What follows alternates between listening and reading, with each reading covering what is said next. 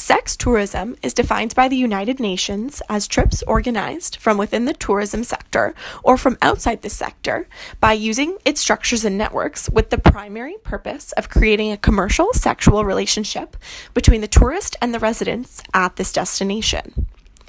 Sex tourism is intrinsically tied to prostitution, as the practice has stemmed from the prohibition of prostitution in many Western countries. This has driven these clients to search for other places where prostitution is accepted and commonly practiced.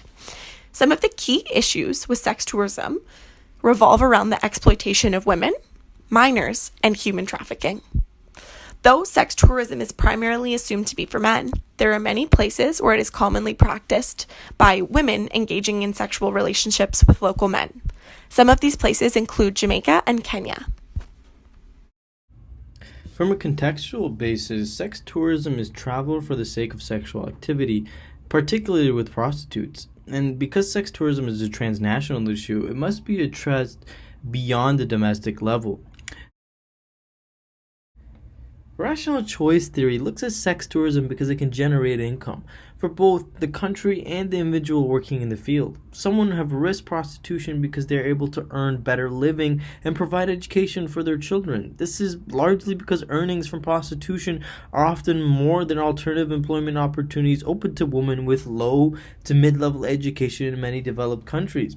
Nonetheless, women choosing to engage in sex work in developed countries have minimal to no coercion, and women in developing countries, a study in Thailand concluded that most women find sex work more beneficial to their families and better than the opportunities that are currently available. These women are choosing to increase their quality of life. Yes, there are structural issues, but these women still have the right to provide for their families and also put their families and themselves in the best economic position to move forward. They're making these rational choices. On top of that, if you take into context that in developed nations, the working conditions that from a Western perspective we often scrutinize are regulated by the state and provide safe workplace for these people. So on top of that, you're looking at very rational decisions of women choosing to engage in sex tourism, and from that being able to provide for their families and change their economic outlook.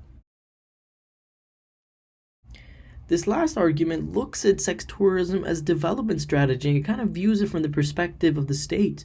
And according to dependency through international relations, these developing countries are placed in the periphery realm and act as supply chains for the core developed nations. For these developed countries, it's estimated that $16 billion is spent on prostitutions every year. There are many different types of tourism and ways for a country to use tourism as a legitimate income source. Although sex tourism is probably not considered to be a morally legitimate reason for tourism, it does, as we know, occur, and since it's an existing phenomenon, it becomes an income source for a country of destination. Sex tourism is of private nature, therefore it's subject to market forces.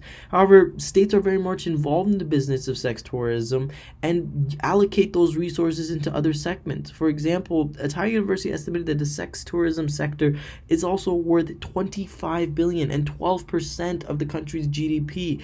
Thailand as a state knows that it's dependent on tourism and needs sex tourism for a stable supply in its economy. That money in sex tourism is allocated to the economy and increases spending and capital for the nations as a whole.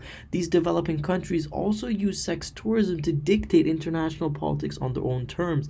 We even seeing the developed nations utilize sex tourism and utilize that capital to fund other structural factors that put women in those situations in the first place. Overall, sex tourism as a development strategy is crucial for these developing nations.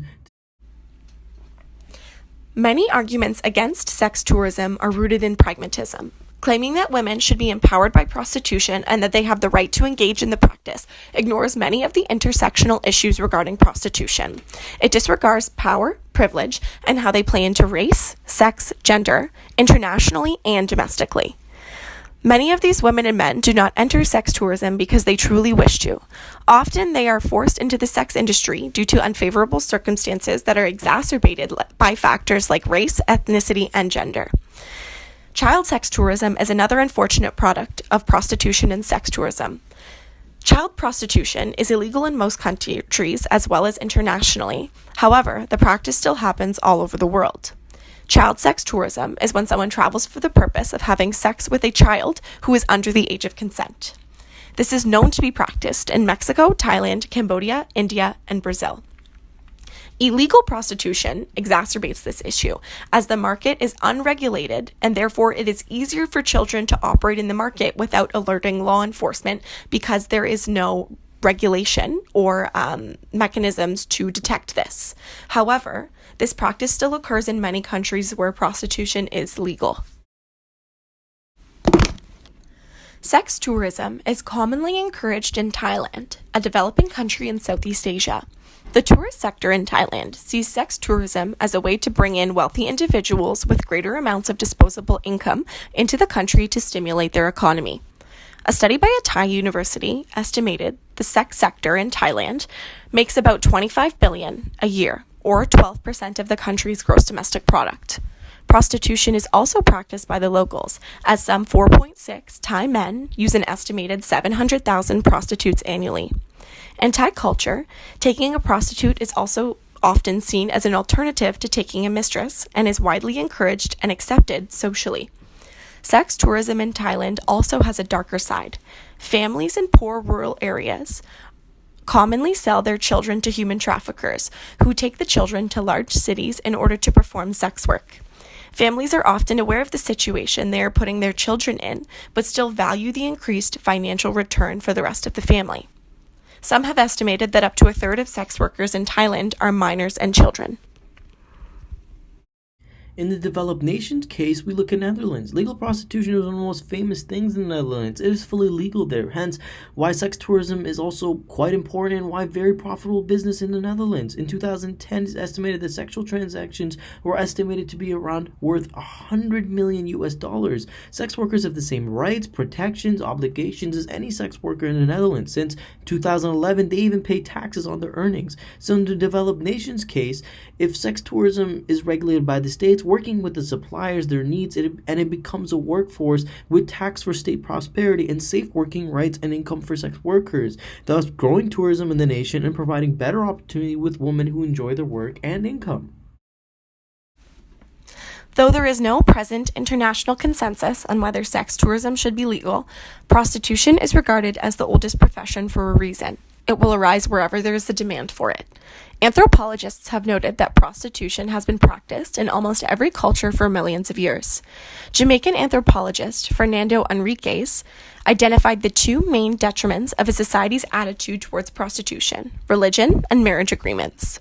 Though these elements may determine a society's opinion towards prostitution and how it is different between cultures, it has not stopped prostitution from being practiced in these cultures, as it still exists today and will continue to exist for years to come.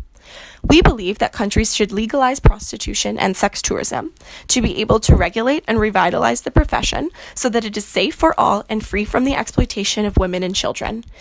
By bringing this often black market practice into mainstream economics, we can make it safer for all involved.